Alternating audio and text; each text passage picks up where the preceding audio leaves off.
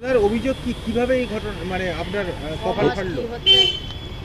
এটা আমার ৩-৪ মাস ঠিক আছে, ৩-৪ মাস ওই ছেলের সাথে ব্যবহার করতু, ঠিক আছে। ফোনে আমার স্ত্রী ফোনে ব্যবহার করতু, আমি অনেকবার ধরেছি। এর আগে আমি কিছু বলিনি। আমি ছেলের সাথে প্রেম করতু, কি কথা বলতু হোয়াটসঅ্যাপে। কথা বলার পরে ওই নাম্বারটা বারবার ফোন আসতো, ও নিজে থেকে বলতো এটা কাজের বাড়ির নাম্বার, ঠিক আছে। কাজের বাড়ির নাম্বার বলে আমিও গুরুত্ব করতাম না। আমি নিজেও গাড়ির ড্রাইভার, ঠিক আছে। বুঝতে পারলে কি করে? বুঝতে পারলাম ফোনে রেকর্ডিং। ওর তো লক অন্য রকমই। ও স্বামী স্ত্রী ঘর সংসার করতে গেলে ফোন থাকে, ও আমার ফোনের লক ও জানতো।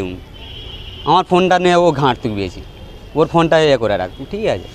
ওর ভাইয়ের ছেলে আসতে ওর কাছে ফোনটা ছিল। আমি বলি বাবু একটু ফোনটা দে তো বাবা। আমি কাজে থেকে ডিউটি থেকে এসে আমি ভাত খেতে ও চান করতে গেছে, ঠিক আছে। সেই সময় আমি এই রেকর্ডিংগুলো আমি ওই ছেলের নাম্বারটা ফলো করেছিলাম।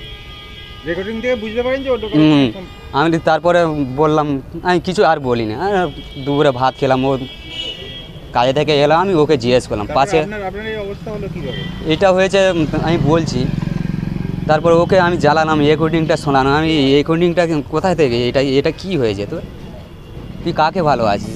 এই ছেলেটাকে আর তুই এইগুলো করছিলিস কেন? হ্যাঁ বলছে তুমি বেশি বাড়াবাড়ি করছো। আমি বেশি বাড়াবাড়ি নি। এখানটা আমার যে কটা ভাড়াটি আছে আমি সকলের ডাকছি, আমি ক্লাবের ছেলের ডেকে নিয়ে আসে। আমি শুধু একটা কথা বলেছিলাম, ভয় দেখেছি আমি বাজবানে তোর বেঁধে এখানটা পুড়িয়ে মারব।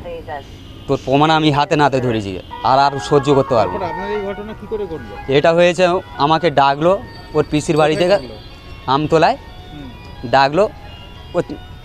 ওর যে গার্লফ্রেন্ড আছে ও ছেলে ফুলে নিয়ে এসেছিলো, আমার শালারা ও ধরে আমার বাটাম নিয়ে গেছে। এই তুমি আমার শেষ। আপনার নাম কি? আমার নাম গণেশ।